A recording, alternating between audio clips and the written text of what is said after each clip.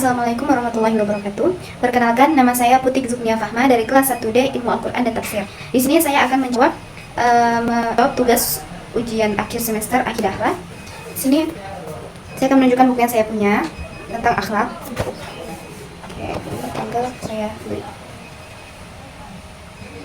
Baiklah, langsung saja. Soal yang pertama, yaitu apa pentingnya akhlak pada diri manusia. Dalam hadis riwayat At-Tirmizi dan Ibnu Majah, Rasulullah SAW pernah ditanya tentang apa yang menjadikan seseorang atau manusia banyak masuk surga. Lalu Rasulullah SAW menjawab, takwa kepada Allah dan akhlak yang baik. Islam telah menempatkan akhlak itu dalam posisi yang tinggi dan terpenting. Dan akhlak yang baik merupakan salah satu unsur dalam banyaknya kehidupan, terutama mulai dari diri sendiri sehingga ruang lingkup sosial di sekitar kita. Dalam beragama, terutamanya agama Islam, akhlak yang baik itu adalah sangat berkorelasi dalam keimanan dan ketakwaan kita kepada Allah Subhanahu wa Ta'ala dan Rasulnya.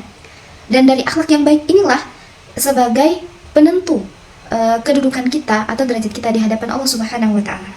Akhlak dalam diri manusia itu ibaratkan lampu yang bercahaya menerangi jalan dan petunjuk. Jika lampu itu mati dan tidak menghasilkan cahaya, maka jalan itu akan gelap.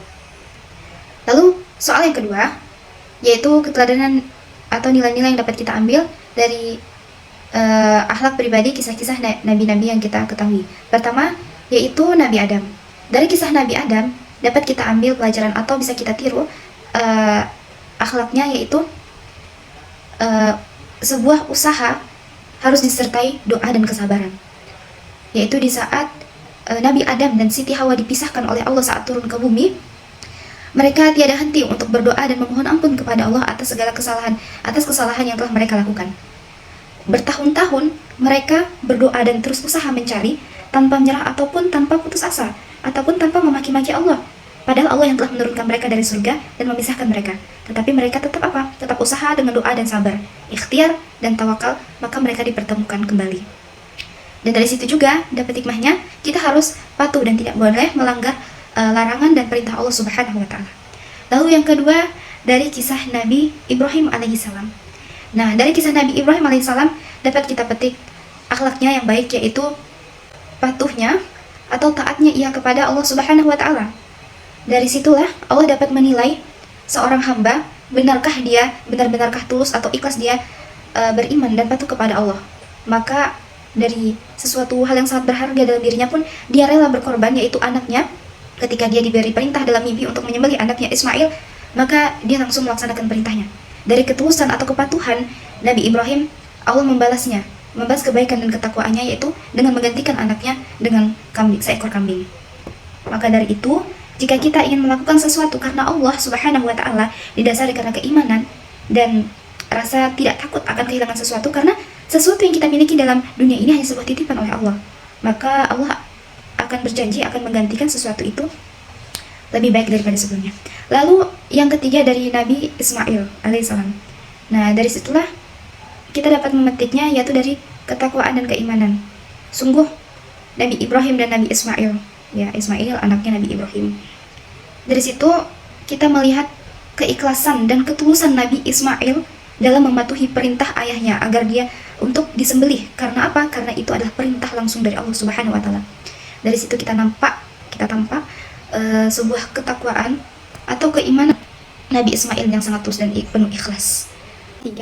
Apakah di buku ini ada manusia yang tanpa akhlak yang baik? Jawabannya tidak. Karena semua manusia atau semua orang itu berpotensi memiliki titik baik dan titik buruknya.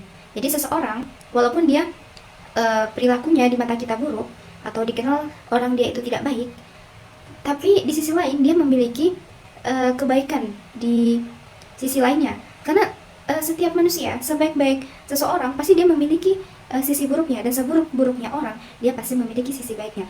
Dan soal yang keempat, kenapa ada akhlak yang baik dan ada akhlak yang buruk? Allah Subhanahu wa Ta'ala telah menciptakan semua yang ada di dunia ini dengan seimbang. Karena apa? Jika hanya ada akhlak baik, maka kita tidak tahu yang namanya akhlak buruk.